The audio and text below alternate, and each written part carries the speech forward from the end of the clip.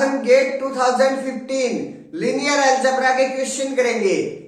First question क्या है मेरे पास, late T from R4 to R4 be a linear map defined by this type, then the rank of T is equal to। मेरे पास एक linear transformation दी गई है R4 to R4, इस type से वो डिफाइन की गई है और उसके रैंक के बारे में बोल रहा है। अगर मैं इसकी मैट्रिक्स बना लूं और मैट्रिक्स का रैंक निकाल कर दिखा दूं तो वही जो रैंक होगा मेरा लीनियर ट्रांसफॉर्मेशन का हो जाएगा। That's it. तो सबसे पहले हम इसकी मैट्रिक्स बनाएंगे। मैट्रिक्स से यहाँ कोई भी बेसिस नहीं दी गई तो हम स्टैंडर्ड बेसिस के विद रिस्पेक्ट बना लेंगे। और स्टैंडर्ड बेसिस के विद रिस्पेक्ट अगर हम कोई लीनियर ट्रांसफॉर्मेशन से मैट्रिक्स बनाते हैं तो उसकी फुल एक्सप्लेनेशन मैंने गेट के वीडियो फर्स्ट में दी गई है, आप चाहे तो वहां से जाकर देख सकते हैं। मैं यहां डायरेक्ट बना रहा हूं इसकी मैट्रिक्स। अगर मैं मैट्रिक्स को ए का नाम दूं तो वो जो मैट्रिक्स है वो किस टाइप से बनती है, जो फर्स्ट टप्पल है उसमें फर्स्ट टप्पल में जो वेरिएबल्स हैं उनके जो कोफिशिएंट्स हैं वो मेरे फर्स्ट रो में आते हैं। मींस जैसे यहां x प्लस जेड है, इनके जो कोफिशिएंट हैं x y z w के, वो जो कोफिशिएंट्स है मेरे पास फर्स्ट रो में आ जाएंगे। यहां मेरे पास x का कोफिशिएंट 1 है तो फर्स्ट रो किस टाइप से बन जाएगी 1, y का कोफिशिएंट यहां 0 है तो 0, z का कोफिशिएंट यहां 1 है तो 1 और w का कोफिशिएंट अगर 0 है तो 0। मेरे पास फर्स्ट रो ये आ गई। सेकंड रो के लिए हम क्या करते हैं, सेकंड टप्पल को देखते हैं और सेकंड टप्पल में जो कोफिशिएंट्स हैं उनको हम x y z w के उनको सेकंड रो में लिख देंगे। मींस 2, x का कोफिशिएंट 2 है, y का कोफिशिएंट 1 है, z का कोफिशिएंट 3 है और w का कोफिशिएंट 0 है। सिमिलरली थर्ड रो के लिए हम थर्ड टप्पल को देखेंगे और उसमें जो x y z w के कोफिशिएंट हैं उनको हम थर्ड रो में लिख देंगे। x का कोफिशिएंट 0, y का कोफिशिएंट 2, z का कोफिशिएंट 2, w का कोफिशिएंट 0। सिमिलरली फोर्थ रो के लिए हमें लास्ट टप्पल को देखेंगे। लास्ट में सिर्फ और सिर्फ w का कोफिशिएंट प्रेजेंट है, बाकी सभी के जो कोफिशिएंट है वो 0 हैं। 0 0 0 1। अब मैं इस मैट्रिक्स को RF में कन्वर्ट कर लेता हूं तो मेरे पास मैट्रिक्स का रैंक आ जाएगा। जो रैंक मैट्रिक्स का होगा वही रैंक फिर मेरी लीनियर ट्रांसफॉर्मेशन का हो जाएगा। RF में कन्वर्ट कीजिए। उसके लिए सबसे पहले मेरे को इन तीनों एलिमेंट्स की जगह 0 लेकर आना होता है। यहां 2 जगह तो मेरे पास 0 है, मैं इसको 0 करूंगा। First row as it is,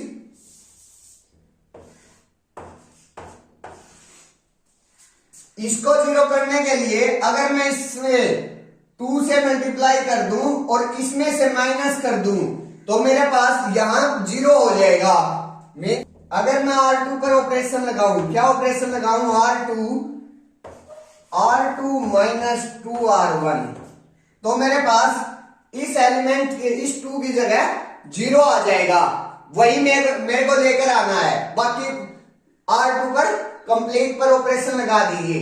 यहां मेरे पास 0 आ गया।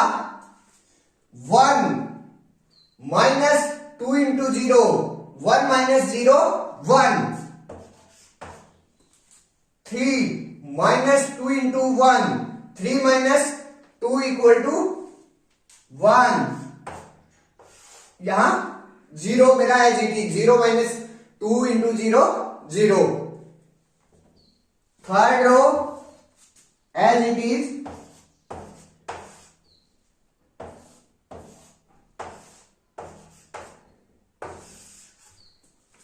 अब मेरे पास जो थर्ड रो है वो सेकंड रो का 2 टाइम्स है।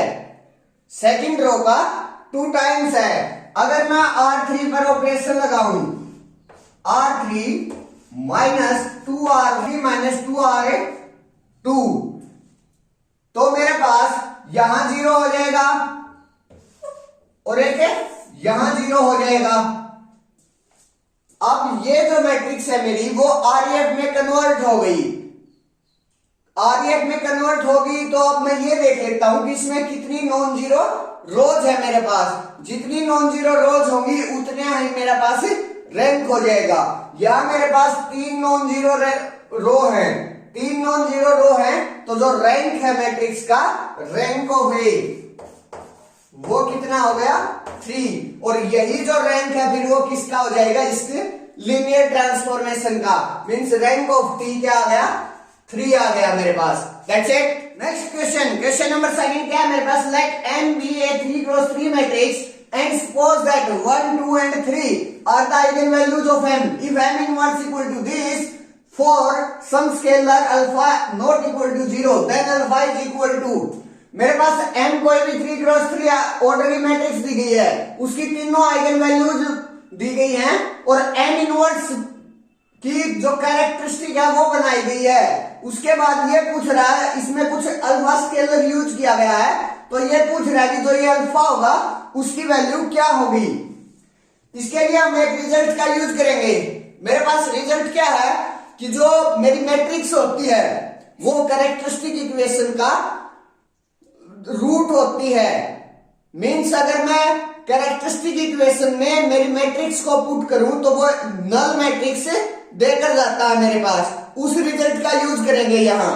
पहले मैं इसका CX निकाल लेता हूं। CX मेरे पास जो आइगन वैल्यूज है वो क्या क्या है, X में एक तो 1 है, एक 2 है और एक 3 है।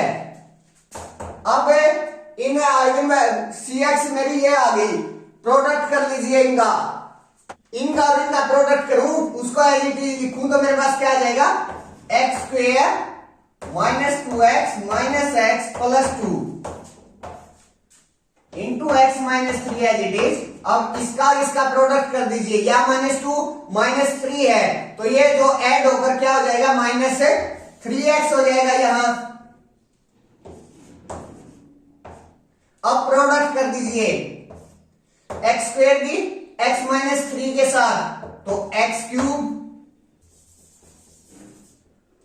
Minus 3x square minus 3x की x माइनस 3 के साथ minus 3x square plus 9x 2 की x माइनस 3 के साथ प्लस 2x माइनस 6। मेरे पास जो CX है वो क्या आ गई, x cube minus 6x square plus 11x minus 6, ये आ गई मेरे पास। अब अगर मैं इसमें x की जगह m पुट करूं तो वो इक्वल टू 0 हो जाएगा मेरे पास। Means m cube minus 6m square plus 11m minus 6 equal to 0 हो जाएगा। 6i इक्वल टू 0 हो गया मेरे पास।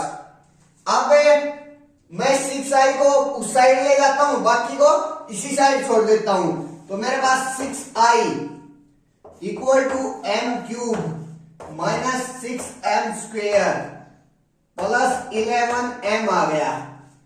अब मेरे पास जो m है वो एक इनवर्टिबल मैट्रिक्स है, क्योंकि जो उसकी आइगन वैल्यूज है वो नॉन जीरो है। नॉन जीरो है तो वो इनवर्टिबल मैट्रिक्स हो गई, तो m इनवर्स एग्जिस्ट करता है। अगर मैं बोथ साइड m इनवर्स से मल्टीप्लाई कर दूं तो मेरे पास क्या आता है, 6m इनवर्स इक्वल टू, यहां m इनवर्स से मल्टीप्लाई किया गया है तो m इंटू m इनवर्स मेरे पास आइडेंटिटी हो जाएगा। आइडेंटिटी इंटू m स्क्वेयर बच जाएगा। मीन्स यहां मेरे पास m square minus 6m square है, इंटू में m इनवर्स होगा, m into m inverse identity हो जाएगा, तो यहां मेरे पास क्या बच जाएगा, m बच जाएगा एक, तो माइनस 6m प्लस 11, यहां 11 है मेरे पास, m into m inverse i3 हो जाएगा, आइडेंटिटी हो जाएगा, तो 11 i ये आ गया मेरे पास। अब मेरे को m इनवर्स की वैल्यू निकालनी है। m इनवर्स इसी साइड, बाकी जो 6 है उसको परली साइड ले जाइए, या मल्टीप्लीकेशन में उस साइड डिवाइड में चला जाएगा। तो मेरे पास जो m इनवर्स है वो क्या हो जाएगा, 1/6 m स्क्वायर माइनस 6/6 1, तो माइनस m प्लस 11/6 आइडेंटिटी, ये आ गया। अब इन दोनों को कंपेयर कीजिए, तो जो अल्फा है वो मेरा क्या आ जाएगा, 6 आ जाएगा। Means alpha equal to 6। जो स्केलर है मेरे पास वो क्या है, 6 है। That's it. Next question. Question number 3 क्या है मेरे पास, let M be a 3x3 singular matrix and suppose that 2 and 3 are eigenvalues of M. Then the number of linearly independent eigenvectors of m cube plus 2m plus i3 is equal to। मेरे पास m 3x3 matrix दी गई है जो कि singular है। Singular है तो कम से कम एक आइगन वैल्यू तो उसकी 0 होगी, और 2 आइगन वैल्यूज और दे रखी हैं 2 and 3। मींस m की जो तीनों आइगन वैल्यूज हैं वो क्या होगी मेरे पास, 0, 2 और 3। उसके बाद then the number of linearly independent eigenvectors of this is equal to, linearly independent eigenvector पूछ रहा है m cube plus 2m plus i3 के। एक रिजल्ट बेस्ड क्वेश्चन है। फर्स्ट रिजल्ट क्या है, अब डिफरेंट आइगन वैल्यूज के कोरस्पॉन्डिंग जो आइगन वेक्टर्स होते हैं वो Li होते हैं। Eigen vectors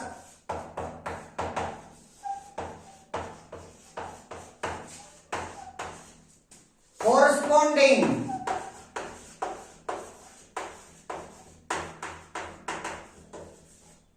to different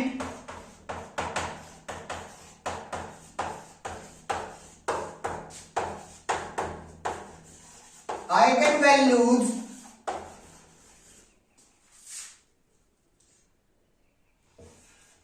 are Li। Different eigen values के कोरस्पॉन्डिंग जो आइगन वेक्टर्स होते हैं, eigen vector corresponding to different eigen values are Li। ये एक रिजल्ट होता है। दूसरा रिजल्ट क्या होता है इसमें, मेरे पास अल्फा अगर m की आइगन वैल्यू है तो अल्फा की पावर n, m की पावर n की आइगन वैल्यू होगा। दूसरा ये रिजल्ट होता है मेरे पास। इन जनरल तो मेरे पास ये नहीं होता कि जो अल्फा प्लस बीटा है वो a प्लस बी की आइगन वैल्यू हो जाए। अगर अल्फा a की आइगन वैल्यू है, बीटा b की आइगन वैल्यू है, तो उनका जो सम है वो a प्लस बी की आइगन वैल्यू होना कोई जरूरी नहीं है इन जनरल।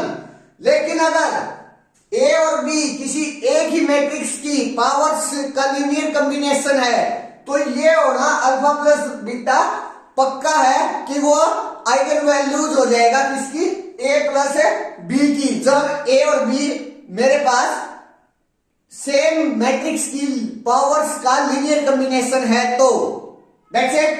इन रिजल्ट्स का यूज होगा यहां। मेरे पास 0, 2, 3 m की आइगन वैल्यूज हैं। अब मैं m cube plus 2m plus i3 इनकी आइगन वैल्यूज निकाल लेता हूं। मेरे पास m क्यूब, उसकी जो आइगन वैल्यूज है वो क्या आ जाएंगी, 0 का क्यूब 0, 2 का क्यूब 8, 3 का क्यूब 27। मेरे पास ये m क्यूब की आ गई। अब मेरे को 2 इंटू m की आइगन वैल्यूज चाहिए, तो m की आइगन वैल्यूज ये इनके साथ 2 की मल्टीप्लीकेशन कर दीजिए। तो 2 इंटू 0 0, 2 इंटू 2 4, 3 इंटू 2 6। ये मेरे पास आइगन वैल्यूज आ गई 2m की। अब i3 की जो आइगन वैल्यूज है वो क्या हो जाएंगी, 1 1 1। इन तीनों का सम कर दीजिए तो वो मेरे पास आइगन वैल्यूज आ जाएंगी किसकी, m cube plus 2m plus i3 की। कीजिए सम, 1 8 4 1 13, 27 6 1। 34, मेरे पास 1, 13, 34 आइगन वैल्यूज आ गई m3 plus 2m plus i3 की। मीन्स सारी की सारी जो आइगन वैल्यूज है वो डिफरेंट है। डिफरेंट आइगन वैल्यूज के कोरस्पॉन्डिंग जो आइगन वेक्टर्स होते हैं, डिफरेंट आइगन वैल्यूज के कोरस्पॉन्डिंग जो आइगन वेक्टर्स होते हैं वो Li होते हैं। तो यहां मेरे पास जो सारे के सारे जो आइगन वेक्टर्स हैं वो Li आ गए। और कितने और बाई कितने की मैट्रिक्स है, 3 क्रॉस 3 की, तो उसके पास कितने आइगन वेक्टर्स होंगे, 3। तो मेरे पास तीनों के तीनों जो आइगन वेक्टर्स हैं वो क्या है, Li है। 3। नेक्स्ट क्वेश्चन, क्वेश्चन नंबर 4 क्या है मेरे पास, let m be a 3 cross 3 matrix such that m into this equal to this and suppose that m cube into this equal to this for some alpha beta gamma equal to belonging to R, then mod of alpha is equal to, मेरे पास m एक 3 cross 3 order की matrix दी गई है। उसके बाद m की multiplication किसी एक वेक्टर से की गई है और एक नया वेक्टर आया है। इसी तरह से मेरे पास m क्यूब की मल्टीप्लिकेशन एक वेक्टर से की गई है और वहां से मेरे पास अल्फा बीटा गामा की वैल्यूज आई है और मेरे को मोड ऑफ अल्फा की वैल्यू पूछ रहा है कि क्या होगी। मींस अल्फा की वैल्यू निकालने तो उसका जो मोड कर देंगे तो मेरे पास मोड ऑफ अल्फा की वैल्यू आ जाएगी।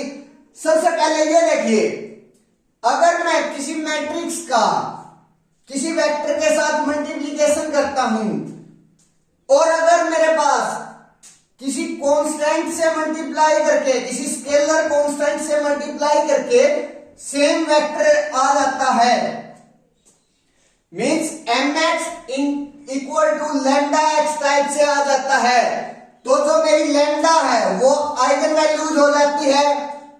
ये आइगन वैल्यूज की डेफिनेशन होती है कि कोई भी x नॉन जीरो वेक्टर हो मेरे पास और अगर मैं उसकी मैट्रिक्स m के साथ मल्टीप्लाई करूं तो मेरे पास एक कांस्टेंट से मल्टीप्लाई होकर, मींस एक स्केलर से मल्टीप्लाई होकर सेम वेक्टर आ जाए, तो मेरे पास जो स्केलर होता है वो आइगन वैल्यूज हो जाता है। इसी का हम यहां यूज करेंगे, तभी हमें अल्फा मोड अल्फा की वैल्यू निकाल पाएंगे। मेरे पास m इंटू माइनस 2 1 0 है। अगर मैं यहां इस वेक्टर को देखो, अब इस वेक्टर को -2 1 0 लेकर आना चाहता हूं तो इसको अगर मैं -3 कॉमन निकाल लूं तो मेरे पास -2 1 0 आ जाएगा। -3 अगर मैं यहां से कॉमन निकाल लूं तो -2 1 0 मेरे पास सेम वेक्टर आ जाएगा। सेम वेक्टर आ जाएगा तो m की -3 एक आइगन वैल्यू हो गई, -3 एक आइगन वैल्यू हो गई, आइगन वैल्यू ऑफ m। अब पिछले क्वेश्चन में भी मैंने बताया था अगर मेरे को m क्यूब की आइगन वैल्यू चाहिए तो इस आइगन वैल्यू का क्यूब कर दूंगा, दैट्स इट। तो मेरे पास -27 आइगन वैल्यू हो जाएगा m क्यूब का। अब इसी चीज का हम यूज करेंगे। मेरे पास किसी एक आइगन वैल्यूज के कोरस्पॉन्डिंग जो आइगन वेक्टर्स होते हैं वो इनफाइनाइट होते हैं क्योंकि वो एक आइगन स्पेस को जनरेट करते हैं। तो यहां मेरे पास इस -3 के कोरस्पॉन्डिंग इनफाइनाइट आइगन वेक्टर्स हैं और वो जो इनफाइनाइट आइगन वेक्टर्स हैं वो इसकी जो ये आइगन वेक्टर्स है इसके मल्टीपल्स हैं।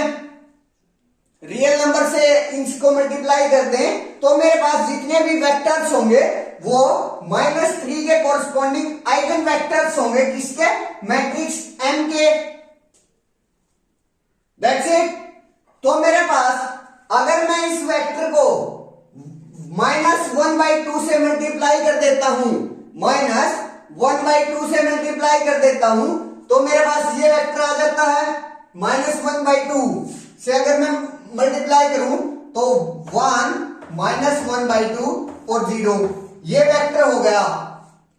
मींस ये वही वेक्टर है, सिर्फ और सिर्फ यहां मेरे पास क्या दिया गया है, इसकी जो वेक्टर की -1/2 से मल्टीप्लीकेशन की गई है। और ये जो आइगन वेक्टर्स होते हैं, और जो आइगन वेक्टर्स होते हैं वो एक आइगन स्पेस को जनरेट करते हैं, और उस आइगन स्पेस में उसके मल्टीपल्स तो रियल मल्टीपल्स तो होते हैं, क्योंकि यहां मेरे पास रियल फील्ड चल रहा है, अल्फा बीटा गामा आर से आ रहे हैं। That's it. तो ये अब कह रहा है कि एम क्यूब, यहां M cube this vector equal to alpha beta gamma है, और मेरे को इसकी अल्फा की वैल्यू निकालना है। मेरे पास आइगन वैल्यूज क्या आ गई, इसकी -27 आ गई। तो यहां मेरे पास एम क्यूब 1 - 1/2 0 इक्वल टू -27। मेरे पास एक ये भी रिजल्ट होता है, अगर लैम्डा आइगन वैल्यू है एम की, तो लैम्डा की पावर n जो आइगन वैल्यू होगा m की पावर n की, उसके कोरस्पॉन्डिंग जो आइगन वेक्टर होगा वो उसके कोरस्पॉन्डिंग जो आइगन वेक्टर्स होगा वो दोनों सेम होंगे। मींस अगर m की power m x equal to lambda x है, तो अगर मैं m की पावर n करूं into x equal to lambda की पावर n इंटू x, जो ये आइगन वेक्टर्स होता है वो सेम होता है, सिर्फ और सिर्फ लैम्डा की पावर n हो जाता है, जो आइगन वैल्यूज है उसमें चेंज आता है। That's it. तो यहां मेरे पास -27, लेकिन जो आइगन वेक्टर्स है वो एज इट इज होगा, तो -27 इंटू 1 - 1/2 0, ये मेरे पास आइगन वेक्टर हो जाएगा किसका, -27 आइगन वैल्यू का, क्योंकि -27 मेरे पास आइगन वैल्यू है 3 की। अब -27 को अंदर मल्टीप्लाई कर दीजिए, -27 को अंदर मल्टीप्लाई करेंगे तो -27/2 और 0, ये आ गया मेरे पास। अब m क्यूब 1 - 1/2 0, मेरा क्या आ गया, -27/2 0। मीन्स इसमें अल्फा की वैल्यू क्या है मेरे पास, यहां से अल्फा अगर मैं इन दोनों को कंपेयर करूं तो अल्फा की जो वैल्यू है मेरे पास -27 आ गई। अब इसका अगर मैं मोड करूंगा तो क्या हो जाएगा मेरे पास, मोड अल्फा क्या आ गया, 27 आ गया। Mod alpha is equal to 27।